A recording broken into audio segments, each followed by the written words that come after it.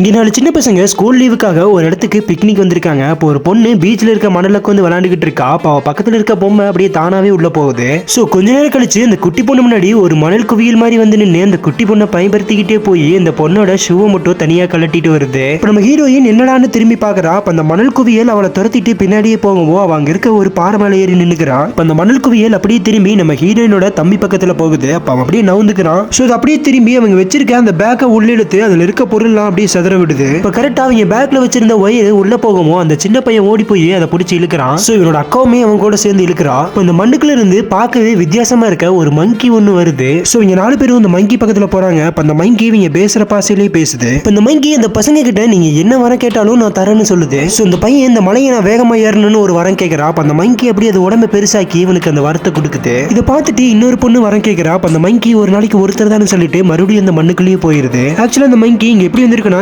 Yesterday இந்த பொண்ணு ஒரு லைப்ரரியில இருக்க ஒரு மேஜிக் புக்கை படிச்சிருப்பா. சோ இது படிச்சனால தான் இது எல்லாமே நடக்குது.